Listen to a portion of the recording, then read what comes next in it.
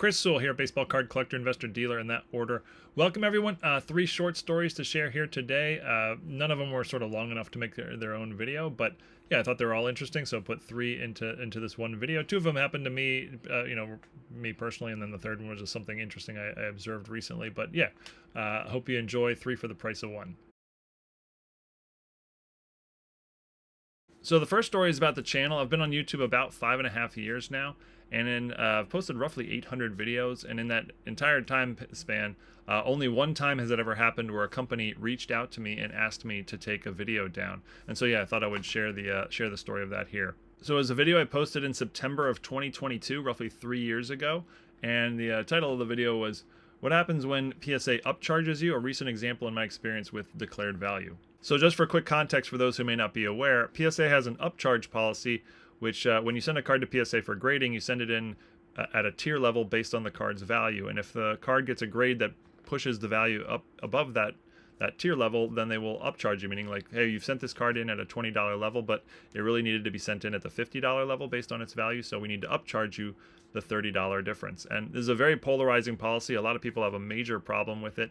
I made the points in the video that SGC does it as well with vintage. CGC has a very similar upcharge policy, and in other collectibles categories with grading like comic books and coins, upcharges is the norm. So for me, it's never been a major issue. I've never had a problem with it. In my experience, they upcharge you very, very rarely, only when it's sort of an extreme case. So I just never had an issue with it, but it is something that a lot of people have a major problem with. So in that video, I had recently been upcharged on a card, and I thought it was sort of a good opportunity to make a video about it and to sort of walk through what happens so people can see sort of the process. And there was an email exchange with a PSA rep, and I took screenshots of the email exchange, and I took screenshots of like the receipts of the order and what the new costs were, and just sort of walked through the process for the viewers so that they could see what happens when you get upcharged. You get an email from PSA, and then you go back and forth. Are you okay with it? And then if so, then the extra charge is this. And yeah, that was the basis of the video. So I post the video at 9 a.m. Eastern Standard Time, and that afternoon, maybe 4 or 5 hours later or so, I get an email from someone at PSA saying, "Hey, regarding your most recent YouTube video, please call me on this number as soon as possible." I also get a voicemail from the person saying, "Hey, please call me back on this number as soon as you can." Now, I had absolutely no idea why they were contacting me regarding the video. It was a very, very fact-based video, and I, generally don't have a problem with the upcharge policy. There were some critiques in the video about it, but it was probably more positive than negative. So I had no idea why they were contacting me regarding this.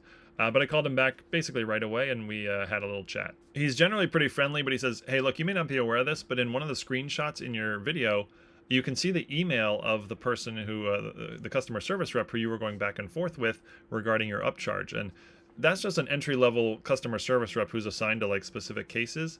But because it was in your video, he's received over 50 like angry emails just in the last few hours. People, bombarding him with PSA's a scam and this is such a ripoff and you guys should be ashamed of yourselves. And again, he's just an entry-level customer service rep. He's not equipped or trained to handle these sort of complaints. We have a customer service email where people can reach out with complaints, but his is not where people should go. His email is not supposed to be public information. Again, he's an entry-level customer service rep assigned to specific cases, but he's been completely bombarded with angry emails, and he's like completely flustered and overwhelmed. He called me like an hour ago, basically crying because he didn't know what to do. And so I'm reaching out to you here now and asking you, can you please, I'm not asking you to take the video down, but can you please block out his email in that one screenshot? So I thought about it for 5 seconds, and I said, well, I actually can't edit the video. Once you've posted a video to YouTube, you can't edit it in any way. But I'll just take it down. I'll be home in 30 minutes or whatever, and I'll take it down as soon as I get home. And he said, okay, I appreciate that. I said, please apologize to the rep for me. Absolutely no intention of that. No idea something like that would happen. And he said, yeah, the upcharge thing is weird. A very, very small percentage of the population just has this massive problem with it, and any talk of it really sort of riles them up. And I said, yeah, I sort of knew that going in, but I didn't realize it was to that level. But yeah, I took the video down. I could have edited it and reposted it. I didn't. I'm not sure why. It was 3 years ago, but yeah, I never reposted it. But yeah, I basically just took the video down, and that's the story of the only time that's something like that's happened. All right, the next story is about a card I just sold, and it's not an important card, but it sort of brought back a memory for me, and it also represents a very interesting, we'll say, buying strategy that I thought would be fun to discuss. And it's this card here, 2018 Immaculate Collection Emerald Josh Rosen Rookie Patch Auto. It's a BGS 9.5 with solid subgrades, nice 3-color pattern. I mean, nice looking card. It's numbered out of a serial numbered out of just 14, but you know, Josh Rosen. For those who don't know who Josh Rosen is, the 2018 NFL Draft was one of the best quarterback drafts of all time. There were 5 quarterbacks taken in the first round. Josh Allen and Lamar Jackson are, you know, maybe the 2 best quarterbacks in football today, or 2 of the top 3 or 4 for sure. And then Baker Mayfield and Sam Darnold are both very solid starters, you know, top half of the league starters, we'll say.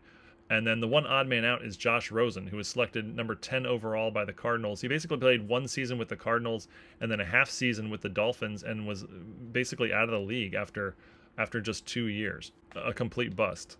Now, when Josh Rosen was first drafted, his card prices were extremely high, as all, you know, first-round draft pick quarterback cards are. But his card prices quickly collapsed as people realized he wasn't an NFL caliber quarterback. But in 2021, the Falcons actually signed him to be their backup.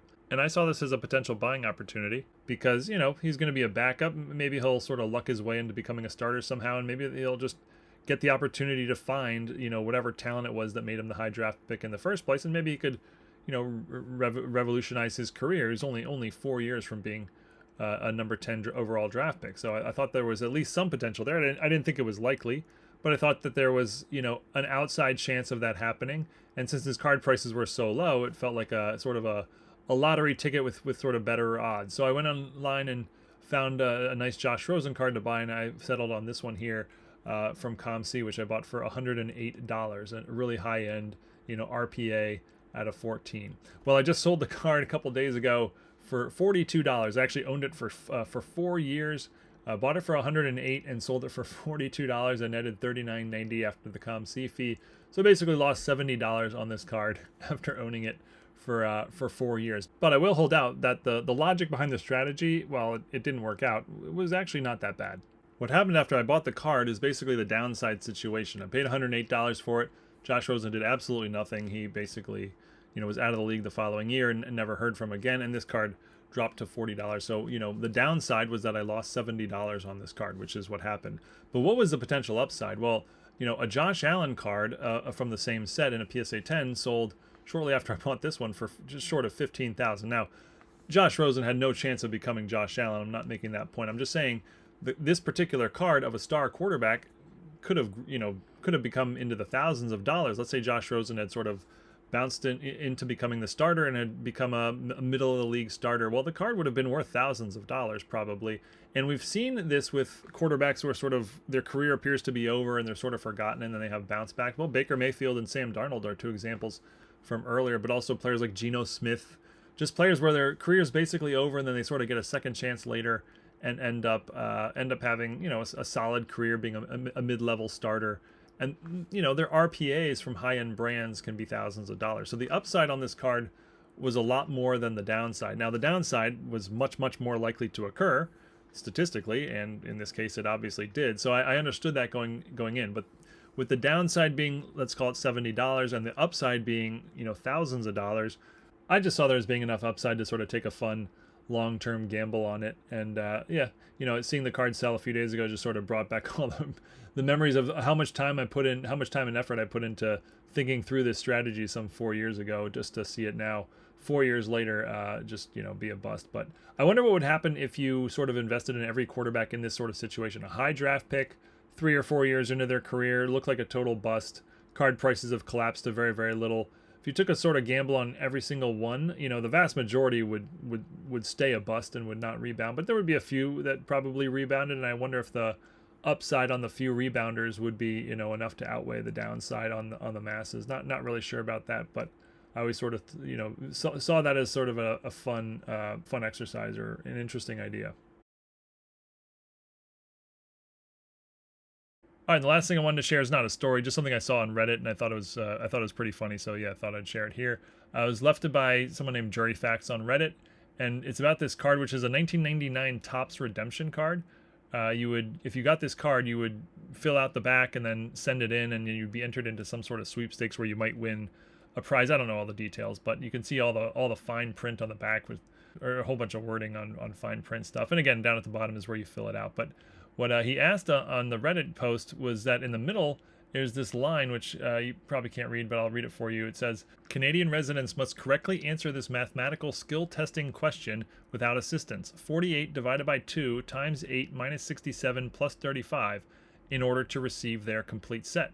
And I mean, you know, is this a joke? Why would Canadians have to answer a math problem in order to redeem their set or be entered into the sweepstakes?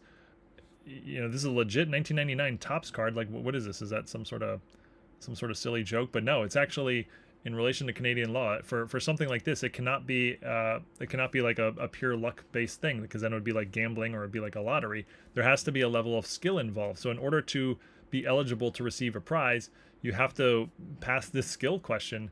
And I guess, I don't know, I guess this is like the minimum level of skill. I don't know why this question would sort of bypass the law, but that's what was going on here.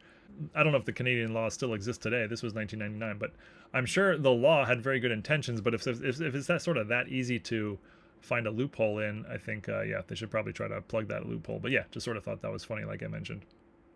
But that's it, just 3 short stories. Hope everybody enjoyed. And yeah, would love to hear people's thoughts on any of these stories. But until next time, eat your vegetables and have a great rest of your day. Thanks, everyone.